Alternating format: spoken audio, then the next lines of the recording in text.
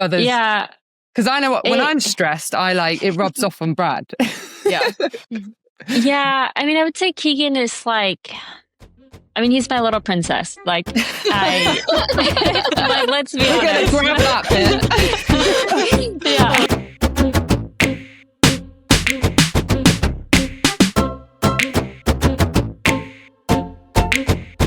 Okay. We're here with the Little Sugar Champ 2025, Sofia Gomez Villafane. Did I say that right? Yeah, actually, you nailed it like super good. I watched a video of you saying it like 2 years ago, and you were like, people say it different ways, but I say it this way. So I think I've been saying it that way since then.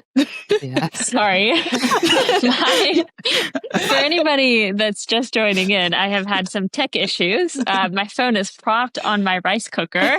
That's great. And it just fell off. So good. Yes, I know anytime everybody's like, how do I spell your last name? There's like, on YouTube, there's Villafane, like you can say how to pronounce it. And then it's like on YouTube and you just like play the little audio video. So I spelled it out phonetically, like in a really funny, like my way. But then Grace was like, it's okay, I'll intro. I was like, okay, you got this. But yeah, congrats, first of all, yesterday. Incredible win. Thanks. Yeah. I mean, I think it's safe to say, just seeing all the videos and photos of everything, you going into that race yesterday, you looked super chilled. I mean, talk us through it. Talk us how you did actually feel and everything. Yeah, I mean, I had a good 3 weeks of training at home. I like to say I joined Keegan in living under his rock. And I just kind of tuned out most things socials, most thing like podcasts, just kind of really like stopped uploading to Strava, stopped looking on Strava, decided to not go and do Rancho. So I just had 3 weeks of just focusing on me. I had some really good workouts. I poached one of Keegan's like junior clients out of Park City. He came to do a VO2 workout with me. And I'm like, oh, so cool. I just miss training with somebody so much. And yeah, things just were clicking. And we've had a very quiet house as well. And just, I don't know. This is also a race where no matter how prepared you are, it's kind of like Unbound. You don't know what's going to happen, and you can be the fittest, have the best legs ever, but somehow the equipment here can get torched. So I was very calm. I knew I just needed to execute a start, and executed the start, and that ended up being the race winning move. So also been listening to Taylor Swift's new album, and it's like very happy. And I'm just like, this. I was like, maybe there's a correlation with me listening to her previous album that's like all dark and sad, and now it's like a new poppy album. Honestly, I'm totally for that. Like music can, and even podcasts can change your day or your workout. Like, do you know what? I'm really into like country when I'm working out at the moment. Like, I used to think I needed like fast dance, techno, but actually, like no, like the more mellow or just like stuff that works with you. Yeah, I rate that. I'm such a moody playlist girl. Like I'm like crying on the bike. Like, give me something dramatic and sad. Yeah. Well, the funny. Go ahead, Grace. Well, I was gonna say, like, what do you listen to when you're doing intervals or just training, like on Zone 2 rides? It depends. Like, I normally just play the top 50. But it's more like background noise. Like it's not. Yeah. But I'll listen to the same playlist where a song ends, and in my head I'm already singing the first 5 seconds of the next song, just because I've listened into it in that order so much. That's but then I got into a Linkin Park kick for a little bit, and then I've been listening to Blink-182. That sounds like Keegan influence. Well, yes, we race Little Sugar Saturday, and then Sunday morning we fly straight to Vegas for like 24 hours because there's a festival called When We Were Young. And like Avril Lavigne is playing. Oh my god! Knock Loose, like the real all Avril Lavigne. Okay, we're all going to Vegas Sunday. Yes, yes, exactly. Oh my gosh. Yeah, that is so good. Rice Records gave Keegan some tickets, and we're like, let's go. Like we have nothing going on. That's so good. So I've been learning the songs, so I don't. So I can enjoy it a little bit more. Do you know what happened to me yesterday when I was training? so I just finished my interval and then I just started singing out loud because no one was around me.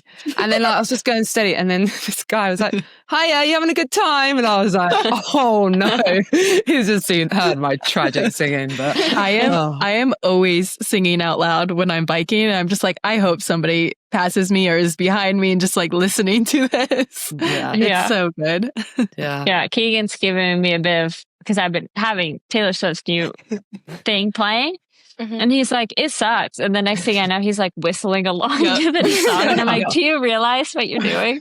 That's and then so funny. Yesterday morning, he sent me a text. He's like, can you make sure you win? Or at least like, if Ruth, make sure, like, I would love for Ruth to win, but if she wins, she gets to pick my walk-up song for the Grand Prix Awards. And she said it would be a Taylor Swift song. So he's like, so please make sure you win. You're like, it's still going to be a Taylor Swift song. Exactly. I was like, can I pick it? But yeah. That's so great. And like yesterday, I think it was on a post or an interview, or you said like, finally a lifetime Grand Prix win. And like, I think that just says everything about you as an athlete though. Like, how phenomenal you are and how you're always thinking about the win. And I suppose like last year, you won 3 lifetime events, was it? No, I think I won. Or more? I won big. No. Because I had one, I think I won Sea Otter, didn't do a good Unbound, didn't win Leadville. I won Schwam again and I won Big Sugar. Yeah. And so, the Rad, I didn't win Rad. I think that was last year. Yeah. But obviously, in lifetime, I suppose you did win Sea Otter points wise, right? But it was Haley that won it. But like, so for you, was that like a big relief or?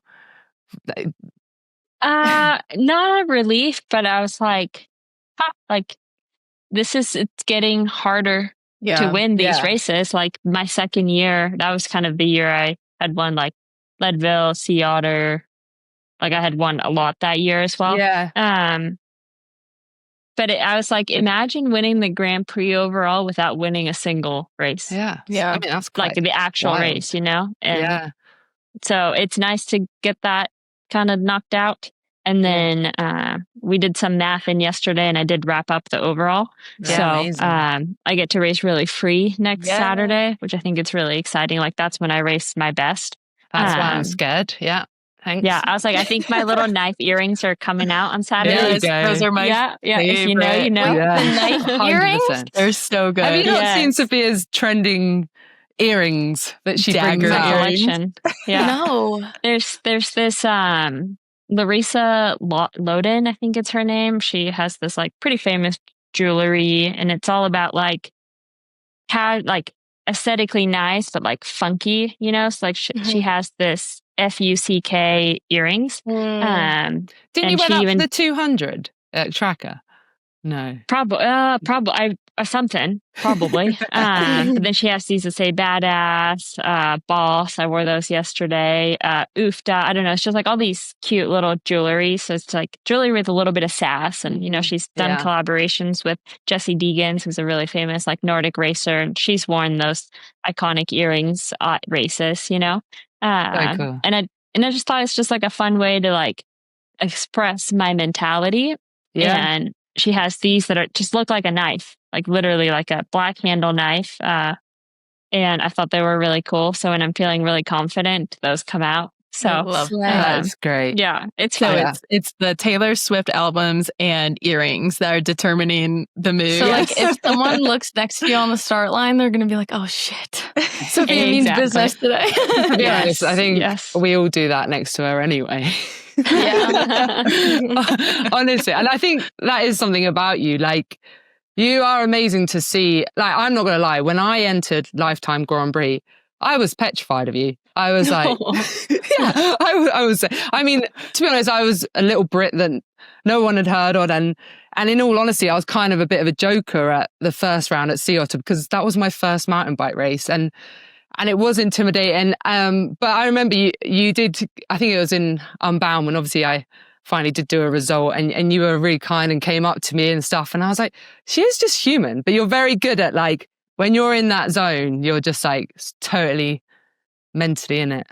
Yeah. And I like to say like, there's the bike racer, Sofia. Like there's, you know, when I am warming up, start line, racing, like I am there to do my job. Or like when I'm training, I'm really focused on training. But like when I'm out of that, like as soon as, you know, we finish the race, whatever debrief happens and you step out of that, like I do have a personal relationship, I would say 95% of the girls. Like I check in with them on a regular basis. I like talk to them. I know exactly what everybody's doing. And, you know, again, I really messed up that first year of Call of a Lifetime and speaking in the way that I spoke. And they just, you know, grabbed everything and they made me look at like this little devil. So I do have this social thing where it's like, oh, Sophia's this cutthroat racer, all she cares about winning, blah blah blah blah blah. But like, meanwhile, behind the scenes, I'm helping everybody. I'm like, you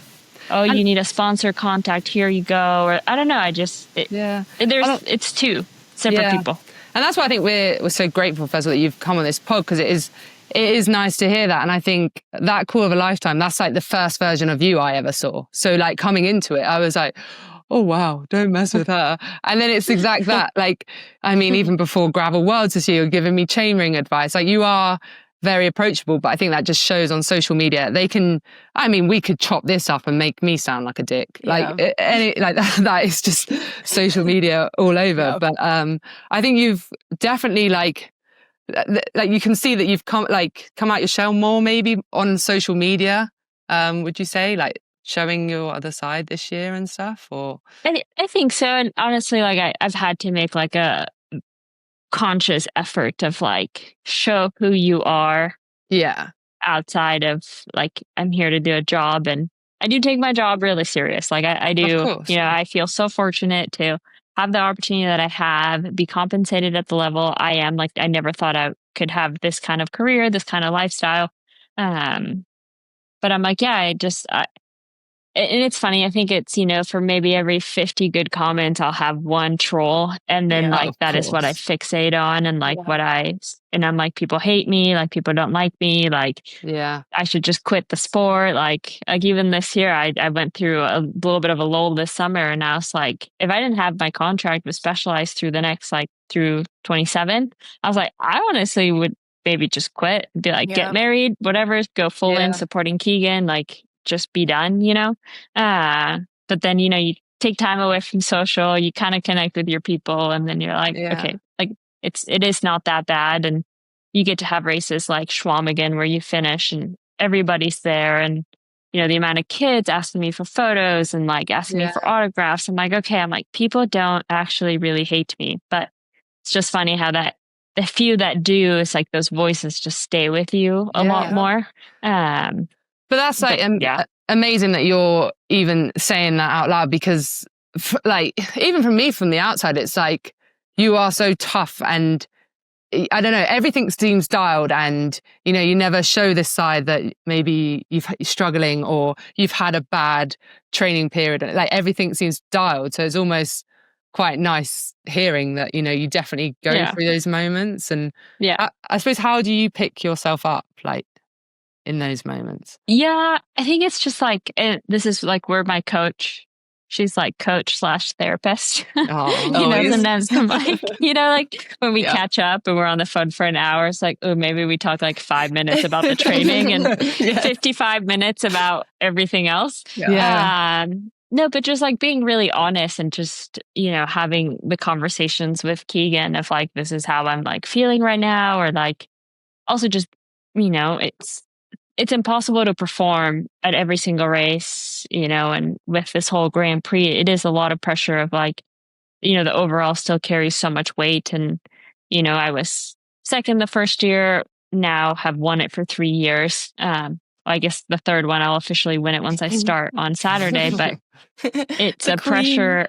It's a pressure of like, if I don't win, it's a failure type of thing, you know? So it's just kind of being a bit more aware and just like being extremely honest with the people that I have like surrounding me. Like, I have a great relationship with my physio, my mechanic. Like, Matt and I are super close friends, and I'm pretty honest with how I'm feeling. Yeah. So I think it's, just kind of communicating with the people that matter. Yeah.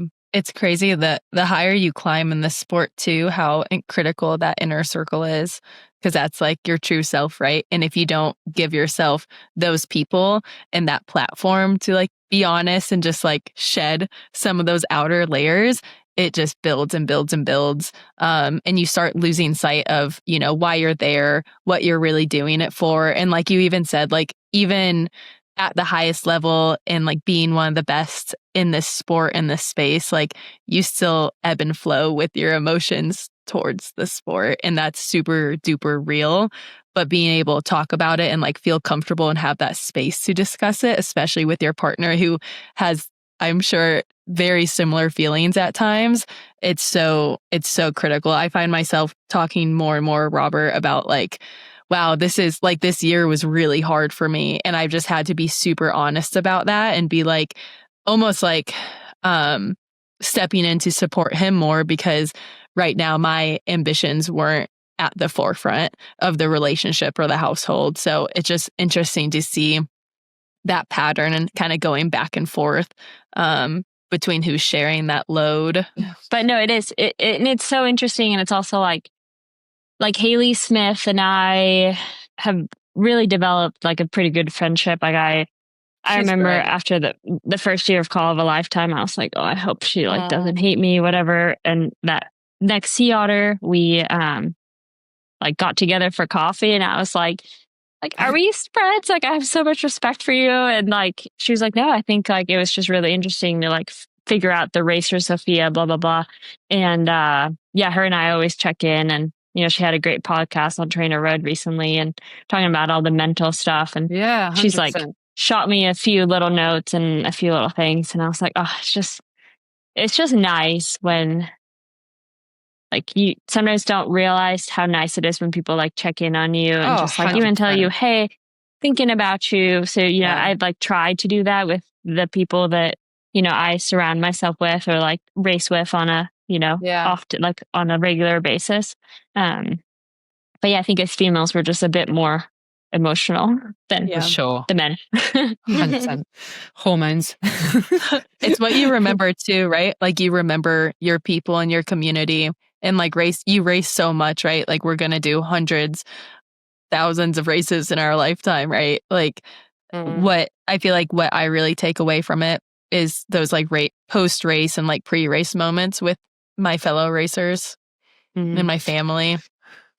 Yeah.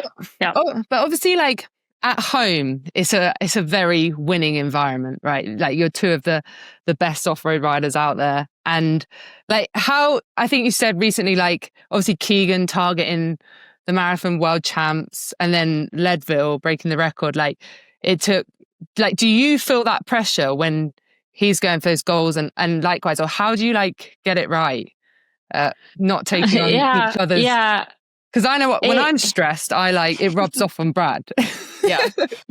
Yeah. I mean, I would say Keegan is like, he's my little princess. Like, like let's be honest. Grab that bit. Yeah. There's your intro for your grab, your clickbait. I am the type of person, I really take care of the people that are around me. Like, I, especially like when I started dating Keegan, we've been together for like 13 years. He was the pro bike racer. Yeah. That's a long time. Yes. Since we were 18. So like, he's always been the pro bike racer. I was just the girlfriend. And then eventually I evolved into, who I am now and everything I've accomplished. And I come from a Argentine family. Like there's certain, the women cook, the women take care of the house, like kind of all those things, and there's a few things that I've like a little bit broken away from, but I do give a lot of me to the people that I am around. Like Matt, like I book like my teammates like flights. I'm like, hey, we need to pay for luggage. Like, let me pay for you. Like, I'll do all the expensing. Like my expense reports are crazy because I'm paying for me, paying for him. Like that's amazing. I give a lot of me to the people that I am around. And And I think part of me evolving as an athlete has really been like, okay, like I need to, when I need to focus, like I need to figure out where my lines are and kind of, I need to really stay in with those. And when Keegan was getting to goal weight for Leadville and marathon, I'm like, oh, you're just cranky. Like, obviously you're at a deficiency of food. Of course you're just going to be cranky. And, there's a standard of how I like to have the house clean. And it's like, okay, like now I need to clean more because you're just so tired, or you really need to rest. And resting means really just sitting on the couch after training, like not doing anything. Like I need to let go of how messy our garage is, or just like, I don't know, kind of pick up a bit of the life. Because it's not just about training. Like he has that all on his own, but it's like everything else, planning the foods, cooking, grocery shopping, like, I don't know, the life, maintaining your relationship.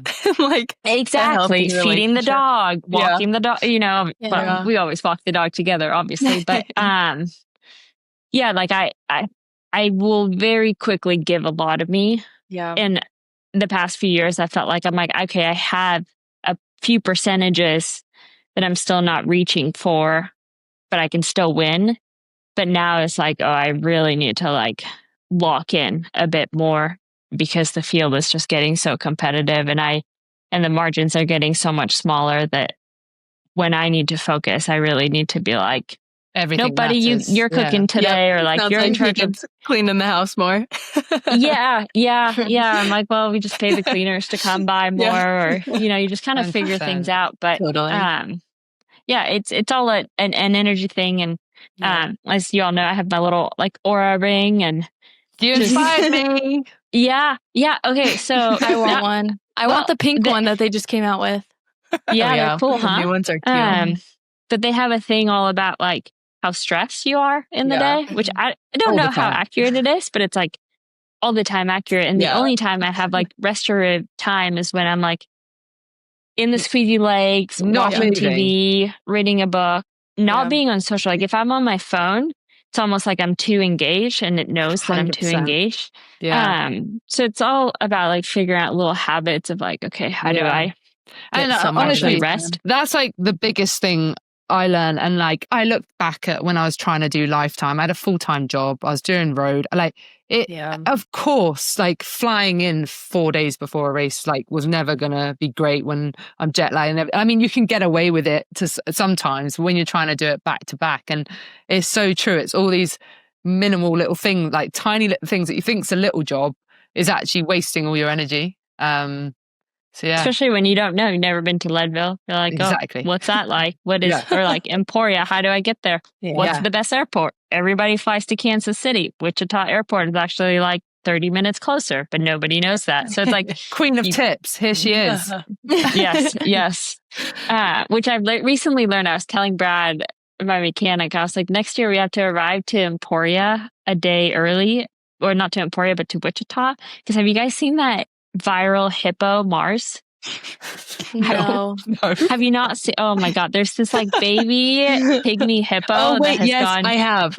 I have. He has gone viral. Yeah, like he's a really big deal. Cute. And he's only like 20 minutes away from the Wichita airport. So and I was like, next year we're doing a team bonding thing, and we're going to go meet this hippo. That is so funny. Yeah, I can't believe you guys haven't seen it. Okay, I mean, Esma, you have. Send it to me. Okay, I'll come. I'll just pretend. Yes. Specialized off-road racing +1. +1. Yes, you can be my guest. I'll be the water boy. Yeah. Grace is going to be the one in the enclosure feeding the hippo. Yeah. That's so funny. He's the best though. But I don't even know why that came up. But I do know a lot of tips. Yes, I am. I'm a great travel agent on the part-time travel agent. Well, yeah, you gave me advice on the team. I got advice with how to get over my jet lag quicker, and it actually really helped. Did it work? Yeah. Thanks. Sick. What was it? What are they called? I can't even remember what they're called. Unisom, I think it's called. It's just this over-the-counter like sleep medication, but it knocks you out. Like it is. Yeah. Did you get cranky on it? You have to ask the people I stayed with. Yeah. Maybe. Yeah. I'm like, funny. I have to take, if I take a full pill and I don't sleep like 10, 12 hours, like everything irritates me and I just know. And there's times that I've had to take it like during Cape Epic when I'm like super nervous and I can't sleep. Yeah. And then the next morning I'm just, I just tell people I took a sleeping pill yesterday. Don't talk to me. Like I am not in a mood. That's so funny. Okay, if on the start line on Saturday I don't talk to you, it's because I had one of them. Yes. Okay, but you should be. I'm joking. I should be awake. You should be good by now. No, I'm good. I'm finally over it. What race would you say this year has like mentally been most challenging? Like in the because like you said, like lifetime, the standards going up year after year. Which race have you been like? Do you know what that was stressful? Or yeah. I mean, Unbound always has a level of stress. I was pretty relaxed this year at Unbound, though. Track, I was actually super relaxed. Gravel World, actually, Nebraska. Oh, yeah. I was a bit like uneasy about it. Like Leadville was not great for me. My body just went through this like really weird off period in the prep for Leadville. We trying to get better at altitude adaptations and my body just really doesn't like it. But even though you live at altitude, right? Yeah, but I'm there from like June through November. Okay. And then I'm basically at sea level. Okay. My coach thinks I just don't respond to altitude. Yeah, I don't think I do, to be honest, that well. Yeah. So, but yeah, change a few things up and a few things of my blood work are just getting better and better. But yeah, the Leadville stage race, Leadville was hard. And then Nebraska, I was like pretty locked in. I was like, I'm going to get this one because I need it for the points for the Graveler series. And when I was laying on all fours in the mud, not being able to breathe, and I was just like, this just went sideways. And I was like, riding back home, I was like, I want to cry, but I can't even cry. I was like, I was like, this is just weird. And then luckily the people that sponsor Good Life brands, they invited us to their bougie steakhouse and it was an amazing meal. And I was like, okay, this made the trip like actually kind of cool. Like otherwise I would never go back. So you're going to go back next year? I think so. I have to. Like when you just of course, stuff yourself into the mud in the first hour of racing and don't get to race the race. Yeah. That was so unexpected though, that section, wasn't it? Like wild. I did not expect it there at all.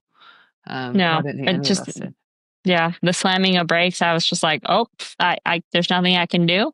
And then a little pile of bike racers on top of me, and perfect. But oh well.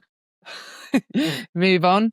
Picked yourself up, and then got the dub yesterday. So here we go. Mm-hmm. Here we go. Yeah. And how are you feeling for going in? So you're just pretty chilled for Saturday now. Like you feel like the pressure's off. You can just I mean, it's nice to have the Grand Prix locked. Like it's I'm the only one that I'm good to go. Like the boys still have a super tight race. Melissa and Cecile Cecily. Sorry, I get those. I always, I have to really think about it. Like really. So at the end of Gravel Worlds, I introduced Cecile as Cecily. And I was like, I'm so sorry. No, it's confusing. It's confusing. Yeah. So normally I just go Decker. But then there's Carl Decker, who comes from the mountain bike. He runs the Live Giant team. And I'm like, I can't quite say Decker without thinking of Carl. But so it's good.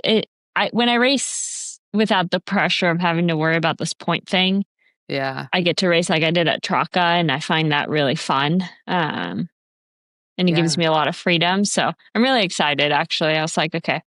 Yeah. I can race like a little lunatic, and if I bonk. Yeah, that's so good. What I love about you see on socials, you're not, like normally you're not sharing exactly what your sessions are, but you'll be like, oh, I'm looking forward to this. And one thing I noticed was I think you're pretty good at just doing what works for you, because so many people are influenced by everyone else. And at the end of the day, we're all individuals. So what might work for you won't work for me.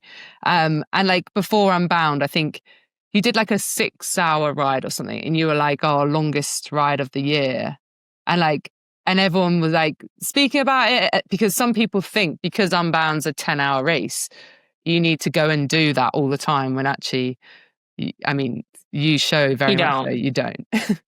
No, and I think it's more for like the amateurs and some of the junior. Like, it's just wild to me to see the amount of hours that a lot of the junior kids are putting on, and it's like, gosh, like you guys don't need to do this. Like, no, and it's like, why? And it's all because Keegan always showed his training and showed his big rides and was flexing on everybody, and then that's the cool thing to do. And and it's just a good reminder to people that it's like, you'll be fine. Like your body can handle this, and you don't need to do that same amount of hours.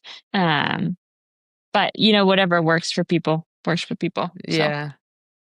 100%. What would you say is too many hours for juniors or amateurs? Oof.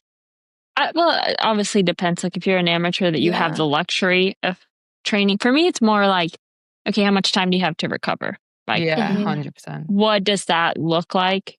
And really, how many days can you actually push and then really take the benefit from that training? But it's also, it's like, hey, if you're racing for, I don't know, an hour-long XC race, you don't need to ride for more than 2.5, 3 at most as a junior.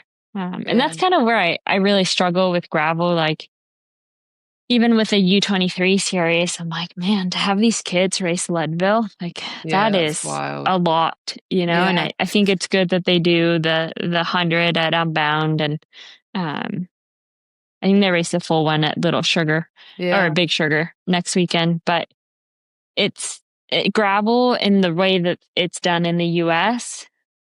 It's not something that you can sustainabdo do from a 100%. Young age. Yeah. Because if you're that good, you're probably on the world tour for the boys. Like 100%. And do you know what? It's the family that I stay with at Unbound, like, love them to bits, and that it definitely inspired the girls to get into cycling more. But the biggest thing I struggled with this year is the little girl went from doing 50 miles to 100 miles, and then this year did the 200 miles. And I said to her before it, 16 years old, and I said, I just want you to know, I don't want you to do this. I was like, I don't think it's right, but if you're adamant and you want to do it, do it. And she did it, and she achieved it, and it was incredible. And then I said, what was your finishing time? She did it in finished at 1 a.m. So when would they have started? So I went and saw her as she crossed the finish line at 1 a.m. And as she crossed the finish line, I said, now promise me you won't do it next year. And she said, I promise you. She was like, I just really wanted to do that. But I was like, it's so incredible. But your body is still developing. It's so almost important. Like the coaching needs to catch up, right? Yeah. It's like we can encourage the big goals and dreams and aspirations, but it's almost like the structure and the coaching especially needs to maybe adapt to that. And like Sofia, like what you're saying, like even for crit racing, I've had coaches who want me doing 18-hour weeks. And I've done 18, 20-hour weeks for hour-long crit races with like a lot of intensity and a lot of load, and not being able to like offload that. And that's an extreme example, but it's super real, right? Like you need to adapt your training to what you're doing, but also your age and like your capacity to recover, your mental health, like if you're still in school, right? All those things. Yeah. I know when I like very first started, I've had the same coach basically since I've decided to become a professional.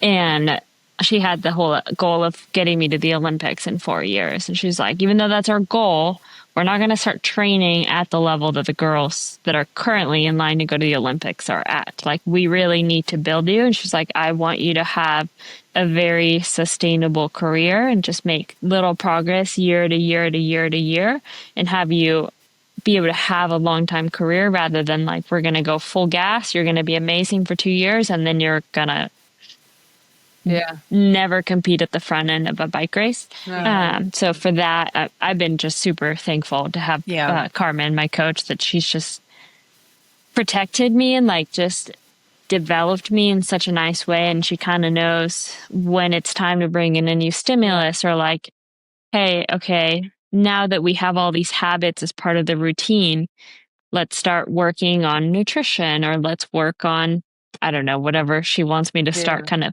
putting in next. Where if you take a brand new person and you're like, all right, you're going to start tracking carbs, you're going to weigh yourself every day. Obviously you have to do your training, you have to stretch every day. Like it's also new that maybe they can do it for 2 weeks and then they're like, screw this, I'm done. So yeah, finding a coach that can help you set long-term goals and get you there in a really sustainable way is super special. And I know I've been very thankful to have somebody by my side that pushes me so much professionally and personally to keep evolving. That's and knows when to introduce new things. But I do think for most, like all of us athletes, recovery tends to be the hardest thing. We're always going to go out there and try and hammer every session or do our best. Of course we are. When we see it in training peaks, like we always want to do it, but it's the recovery which is so important. And obviously the start of this year, you did Cape, you had a BWR, you had then went into Sea Otter. Like obviously Cape is huge. Like how did you recover, or did you find it hard? Could you say that? Yeah, I've done Epic for so many years now that I actually respond really well to it. Just because my training often involves like really hard days back to back to back. This year was my first time getting sick after it. And I was completely done for 2 weeks after. And I would, couldn't ride. And then I'd be like, I think I'm fine. And I would go out on a 2.5 hour ride and come back completely spent. And then I showed up to Sea Otter and I was like my coach, she was like, you probably shouldn't be racing, but like you have to race. And then she was like, I kept laughing she was like, I did not expect you to finish second. And even that like second lap, I was like, thank God Haley's up the road because I get to play the kind of teammate card, and I just sucked wheel for 32 miles. And then somehow you get me close to a finish line and I can normally, I got that dig. But I was like, well, that was shocking. And then felt a little bit better for Levi's, had really good California, and then just really good Traca. So I didn't quite manage the recovery that well, but I managed the expectations of like, okay, I'm not at the level I normally am because I had to take so much time off. But yeah, I normally respond pretty well to that high load, and I respond well to stage racing, and impressive. That last climb at Sea Otter, I didn't race it, but I was out. I did one loop one day. I think it was like 2 days before the race. And we were like at the top of the climb. The guys were waiting for me. I got up. I started getting mad at the guys because I was like, why would you take me up this hill? This is stupid. And my back hurts. And then all of a sudden Sofia just like comes up and you're just like, hey. And then you like keep going. And you were like so fast. And I like looked at Trey, my boyfriend, and I was like, how is she so fast? And Trey was like, she's a professional bike racer and she's really good at it. And I was like, okay, true. Good point. You mentioned something there where you said kind of teammate, and like this, I mean, I'm going to be totally honest about my opinion. And it's like, you're seeing it in the press at the minute from Gravel Worlds, the Dutch obviously chasing each other down. And Lorena, obviously, Sharon missed out on that because of that. And I will honestly say that I believe gravel is a selfish sport. I mean, I can say that because I am a privateer, and any team thing I've been on has been with other guys. So it has always been in for myself. But like, for me, at the end of the day, there's big money in these races at the finish line. And our job is to be our best version. And of course, if we win that money, it helps us massively. So like, you obviously on the off-road team, you have like some of the specialized girls you come together. Do you like go all in as teammates, or is it very much before it, we're all in this for ourselves? It's race dependent. You know, like Sea Otter, there's no conversation with Haley aside from we just have a mutual understanding. Like I would never chase her. Especially in the form that I was in. I was like, I just need to survive this race. Unbound, with Annika and G, we had conversations of not chasing each other down, but we never had a conversation of what happens if we're not represented in the break. Yeah. Who's going to be our little sacrificial lamb? Exactly. And I think that's who's going to who's going to give that up? At Traka, I was there for Annika. Like I was there to learn, and I got to play kind of the teammate card and just try to force Rosa to flat or make mistakes and have ideally Annika capitalize from that. But then I ended up in the break with Rosa, and then I was like, you have to pull. Like, I'll help you eventually. And then that kind of worked in my sense, in my way. But then at Nebraska, even though G was staying with the team, we didn't really have a conversation of what that would look like. So I think it's like race dependent. Like I'm all for teams, like proper teams that work together. I think it is hard to figure out how to incentivize or who gets to pick, who gets to go for the win and how that works. Gravel is there's so many things that can go right or wrong in the race. And I think that's what in a road, it's a bit more predictable with your GC rider if it's a climby race and stuff. And you can do that to a certain point, but you just have to position wrong in one tiny bit in a section in gravel, can't you? And then it's kind of, it's definitely a lot harder. And I think, I look at Keegan, right? And he has Tobin. Yeah. Tobin has no desire to win a bike race. Yeah. Okay. I shouldn't say that because he'd be a little offended. Tobin, you're a great rider, but Keegan's selfless. Yes, he is. Tobin, without question, will sacrifice his race any day for Keegan. You know, and he did at the weekend, right?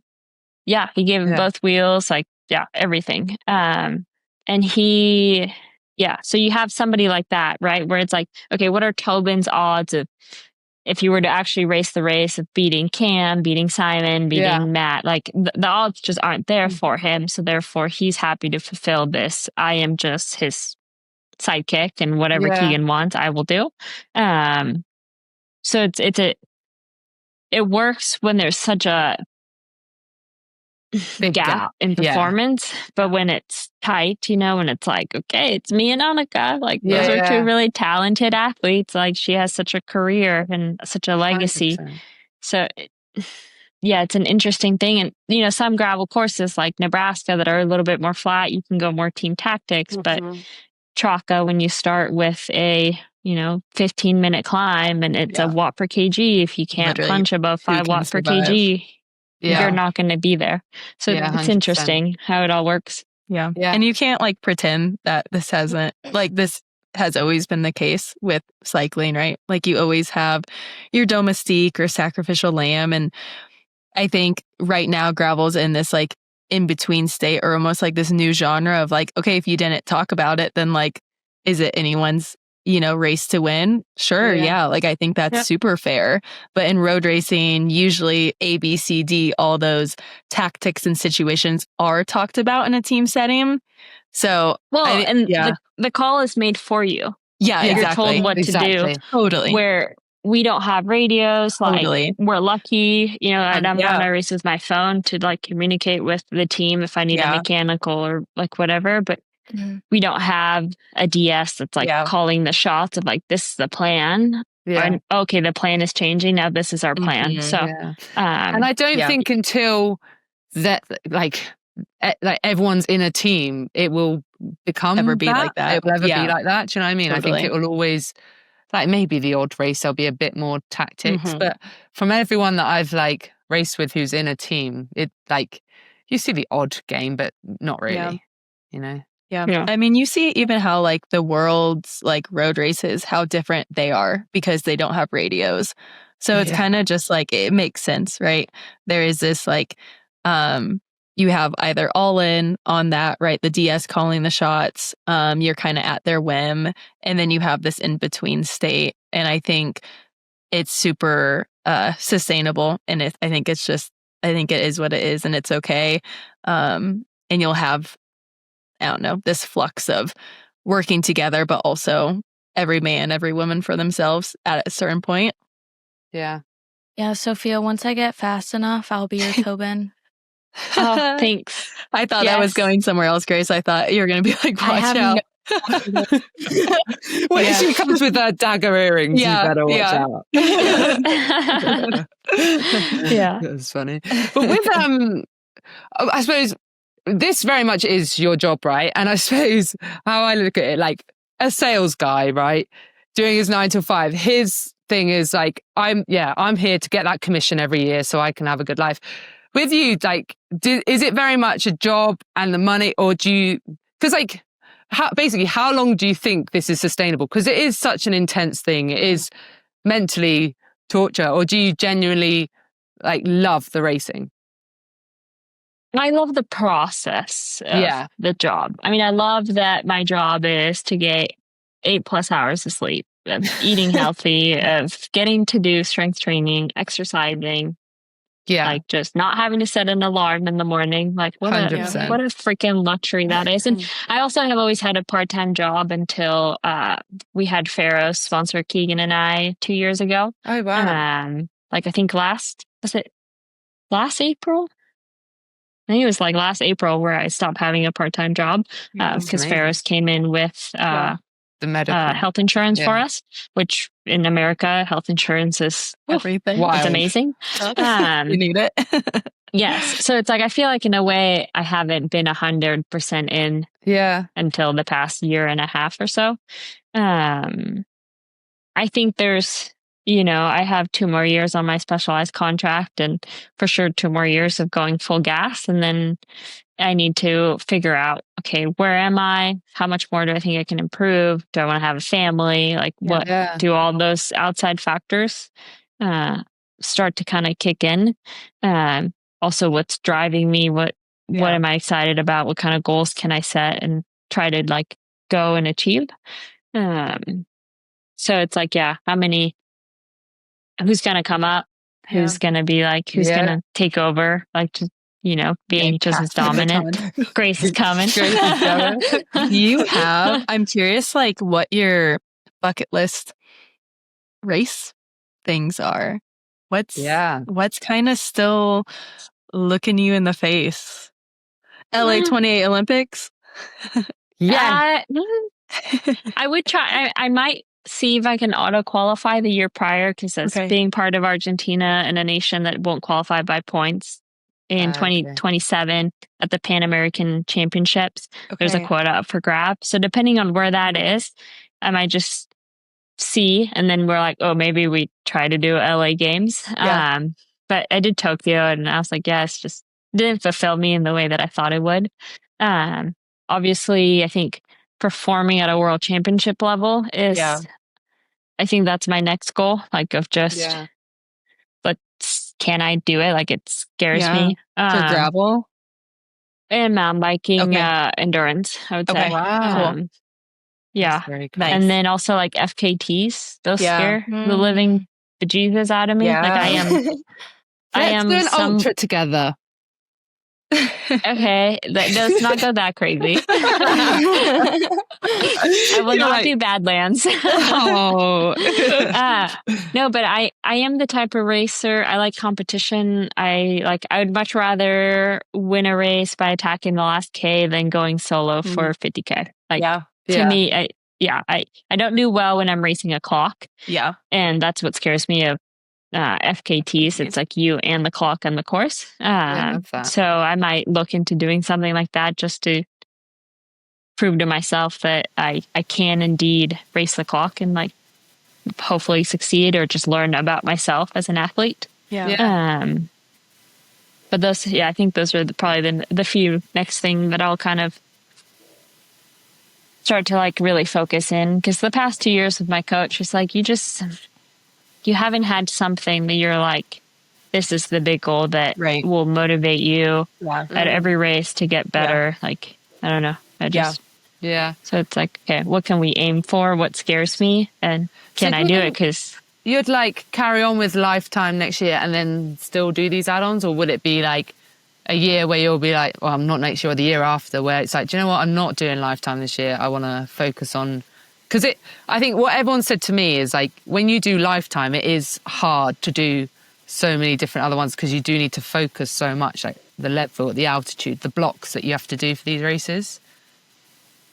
Yeah, I think there's two parts of it, right? There is as defending champion, I don't get to participate in Lifetime and get to not care about the overall. Like, yeah, of course. You just don't. I don't think that's something that, like if I can't be part of the Grand Prix and not care about the overall standings, regardless of now the fact I thought maybe this year with having prize money, like I've added up my prize money and I'm like $2,000 short of what my overall paycheck is guaranteed to be. So like in theory, I've made a lot more money than I did the past few years winning the overall, but the overall still carries so much weight. But then there's also the side of it's a limited field and an invite only. And I can't feel good about myself taking a spot and not giving two shits about how I do in the series to just say I'm part of the series. Like, I don't feel good about myself doing that. Like, I'd rather give that opportunity to somebody else that can use the platform, use their media, and like kind of grow their status as an athlete, their presence, like their social reach and all of that stuff. But I don't know what they're doing next year. Like, I'm really curious to see. They have actually, after this podcast, I'm going to a little private dinner with a handful of athletes because they kind of want to get it's kind of the first time that they've asked us for our feedback. Nice. That's good. Yeah. So it's Dylan, like, it's kind of, Wow. Yeah. Yes. Really? Yes. Dylan's coming. So yeah, I'm curious to see what they're thinking of, and I think my perspective on the Grand Prix, like Keegan's probably the only one that can relate to it, that it's like winning another Grand Prix overall doesn't matter. Like it doesn't change our career. It doesn't change our income. It doesn't define us better as athletes. Like, it's just, we're like, if Cam goes and beats Keegan next weekend, like him dethroning Keegan would be huge for him. Or like, had I not won this past weekend and either Decker or Melissa could like beat me, that would be huge for them. But me winning another time financially is awesome, but it doesn't change my value as an 100%. Athlete, So I'm really curious to see what they're going to do. And I also just need to sit with my coach and be like, okay, if I want to target X, Y, and Z, what are the things I need to do? And is the Grand Prix part of that goal? How does it fit in? Do I feel like I'm taking an opportunity away? So we have some good conversations to have this fall and figure out with the team too, because I have Matt as a teammate too. So nice. We're very equals in our team dynamic. Good. Like, even though I've been on this program since it started, like, I'm always, my voice matters just as much as his, and it's there's no rider A, rider B. It's like, no, we're both A riders. Like, there's like, how sometimes in teams you just get those like, okay, well, like I see it in Keegan's team. Like, Keegan runs his team. Like, it's there's a very clear order of who stands where. And with my teammates I've had, it's always been like, no, it's an equal voice, equal treatment. Like, nobody gets special. It's I'll be we're your teammates. rider B. I'll be your rider B. Yes. Come on. We ride for free. The budgets are tight. Yeah, literally. No, actually, I bike for free now, so it's whatever. Are you doing Gravel Burn? No, I get married on the 1st of November. Okay, now we can talk about this. Yes. The Lifetime funded wedding is happening. Yes. Wait, so Keegan talked about his bachelor party in the cool down show. I watched that this morning. So is your bachelorette party happening soon? It is, but it's very casual. Like, I'm just doing it with like family. Like, I have a big family, and a family friend has a super cool beach house in Del Mar that they're giving us access to for 24 hours. Cool. So we're gonna kind of take over that. I'm just not a party person. Like, don't really drink that much. I don't want to go clubbing. I don't. Yeah. I just like to have good food, good food, and just kind of hang out and kind of decompress. But what would be your drink of choice on your wedding day? Oh, it's gonna be a mojito. Yeah. Oh, yeah. Mojito. Yeah. Yes. Okay. So good. Yes. Refreshing. Unreal. Yes. I think we have our cocktails are mojito. Keegan has a pisco sour. Oh. And then Wally's, our dog's signature drink, is a berry margarita. This is unbelievable. And you're getting married in, good. Where is it again? San Diego? No. Yeah, San Diego. Yeah, this beautiful ranch vineyard down there. That's so cool. Yeah, it's everybody basically has to travel to it, but where my family is in California, it could rain, and then in Utah, it's already snowing.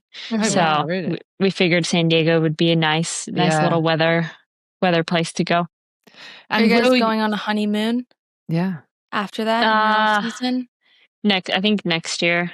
We'll do a dirt bike honeymoon, basically. Yes. Other question that I was going to ask. We've talked about you dirt biking in this podcast before. It's always so bad. My boyfriend will show me a video and he's like, look at Sofia shredding. I'm like, oh, inspo.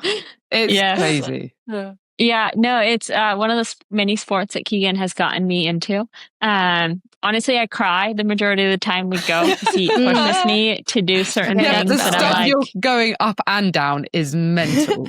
Yes, up is a lot easier. It's weird on the dirt bike. Going up is a lot easier than going down. But yeah, I have this Beta X Trainer, which is like a 300 two-stroke motorcycle, but it's kind of like a KTM free ride, which means the bike feels a little bit smaller, which is good for females. And yeah, it's been fun. And last year we did a camping trip in Moab and got to connect with, I don't know if you guys remember the road racer Danny Pate and his girlfriend Kelly Emmett. Danny Pate used to race for Sky, and Kelly Emmett was this badass enduro racer.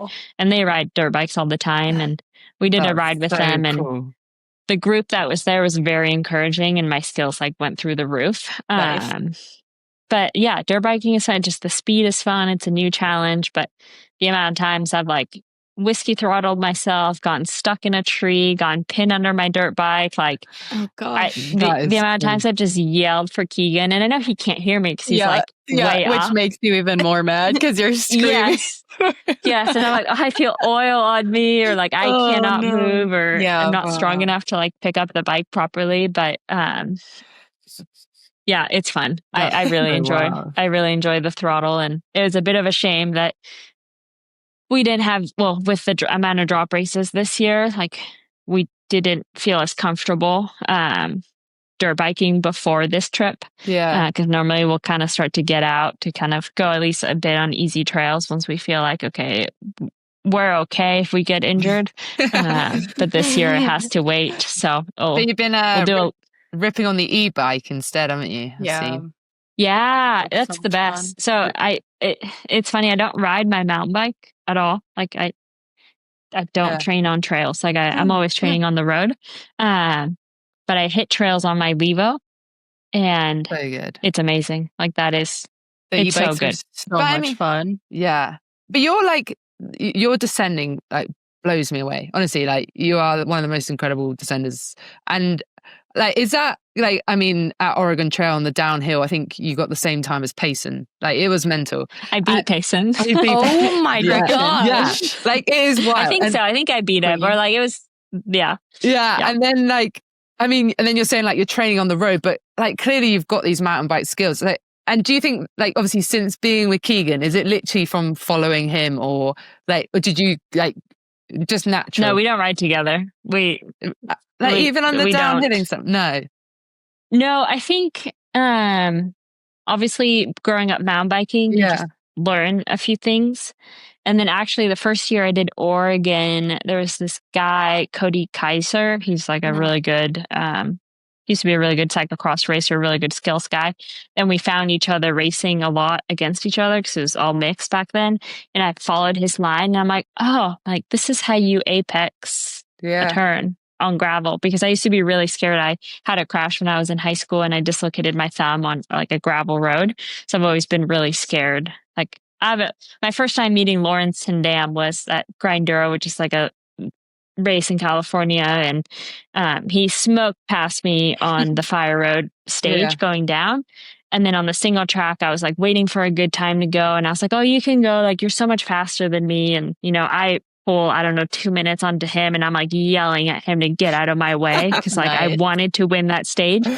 And I had to like chop him on a corner. And that evening I lost that stage by like 3 seconds. And I was like, this was you, dude. I was like, I don't care that you're a famous road racer. Like, you screwed me over. Yes. And he's like, it makes no sense. He's like, you were a snail going down the Fire Road, but like not on the single track. Yeah. So there's been a few moments of like a few races where I'm like, oh, it clicks. Like it just, how to attack it, how to turn. You start to get more comfortable on the tires that you're always on. And, I try not to switch my tires that much because it kind of changes a little bit. But no, something has definitely clicked in the past year and a half or so where I've started to take more risks on the downhill and been like, oh, I'm in control and I can do this. And I don't crash or I don't flat. I think it's anything. The more you do it, the better you get, right? Because like, I mean, when I came over to gravel, I was pretty shocking. Now I'd like to think like, it's weird because I just don't come from a mountain bike background. I can do the fast downhill, straight, flowy, but single track is still so much harder for me. Whereas like some of the mountain bikers, like they'll absolutely shred it in the single track, and then they hold back a bit on the downhill. Yeah, and it's a speed thing too, right? Like you're so used to going fast. And I also don't go that speed in training because I'm always like worst case scenario. Like I hate aero tucking. I hate cutting a blind corner. But when you're racing, you kind of get a bit more of like a false hope of safety, I would say. Because we don't have road closures, or at Levi's, like you could kind of see the moto, so you could like read it a bit more. Yeah. So, but no, I'd risk it more when I'm racing. And so far, so good. It's very impressive. Okay, I've got one more question. Are you going to get a tattoo when you get married? No. It's Keegan. He wants to get his wedding band tattooed on. That's cute. He's like insisting to put my name on his ring on his finger, and I'm just like, please don't. Like I am not that possessive girlfriend. Like I don't need my name on your finger. Like have you got any? I don't want it to. No, not one. I thought I would get the Olympic rings tattooed if I ever went to the Olympics, and that happened. And I was like, nope.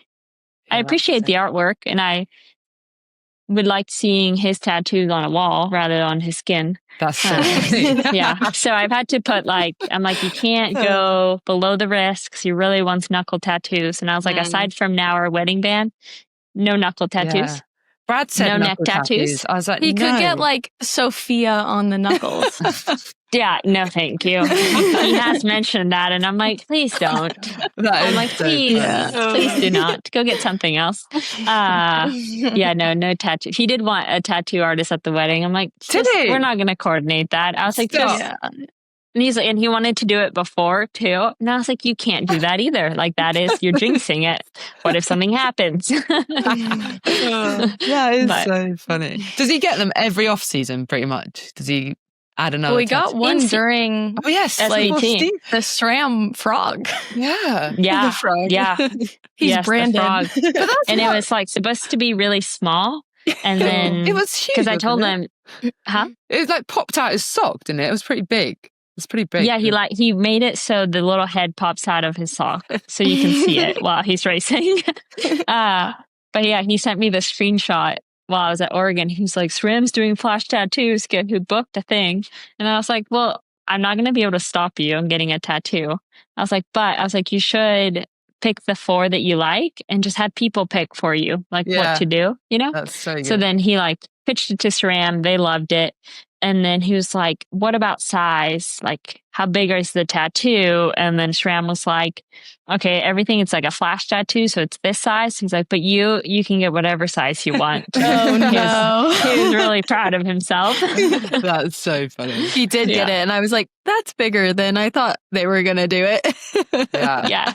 Yes. I was like, well, at least it's not branded. No. Doesn't say Shram. Yeah. Could be worse. Yeah. Oh my gosh, you're going to love this, Sophia. There's somebody out here who just races some of the local crits and stuff. And they have 2 massive specialized S's on both calves. No. Massive. Okay. And blacked out too. Like filled in. What is massive. Wrong with them? I wish my phone wasn't being used, but there was a guy in Tucson that came, I don't know if it was this winter or last winter, and he had a massive red S on his left calf, and I took a photo. But the best part is he was riding a canyon. No. So I had to ask. I was like, by the way, I took a photo of your calf, but I got to ask about the tattoo. And he was like, yeah, I just worked at a bike shop, and I just think the brand was super cool. And I decided to just get it inked on my calf. And I was like, I just decided. Yeah. That's funny. Crazy. But you don't see any other brand logo getting tattooed. I know. So good job, Specialized. Yeah, there is. I might just get. Oh, go on. No, I'm joking. No, I'm totally joking. So good. I'm gonna get the Specialized calf tat when I'm Sophia's water boy. Dusty. Are we allowed to talk about your? I said one more question, but here I am. Your teammates next year, or is that no? I don't think so. I mean, our program is expanding. That's all that we can say. Yeah, it's nice. European gravel's taken off. Yeah, it is. So, do you think you'll come and do the 360 next year? I don't know. I need to have a little chit chat with you. Yeah, come and do Specialized about it. Yeah, the thing is, I will do Sea Otter and Levi's. Yeah. And then it's Traca, that next one. And then Unbound. And it conflicts also with BWR California. And I really like BWR California. So I just need to have a little chit chat with Specialized to see kind of what they want. I know they would like me to go to Traca over BWR California, but there's, got to have a little bit of conversation. And for sure. What you want to do. And figure out what makes sense. Yeah. But the 360, I don't know. It's a big day. Yeah. Are you doing it, Danny? Yeah. I always say that. And then I always do it. Yes. Honestly, after this year, I was like, done with the 360.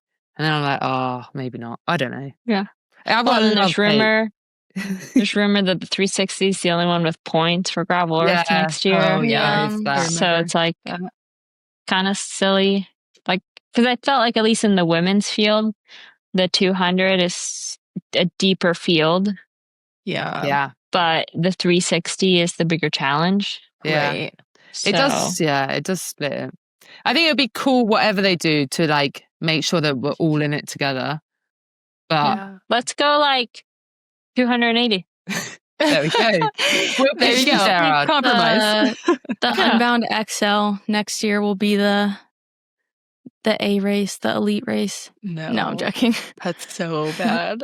That's wild that people, I think, like when I think of what I do, right? Or what we do, and it's hard, but whatever, it's our job. Like we get to do this. And then you think of the amateurs, and I'm like Leadville, I always go and pass out medals after Leadville, and people cry and they break down. It's a big challenge.